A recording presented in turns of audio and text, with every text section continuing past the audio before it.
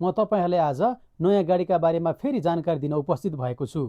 आज मैले तपाईहरुलाई जानकारी दिन खोजेको नयाँ गाडी चाहिँ डिपल E07 हो।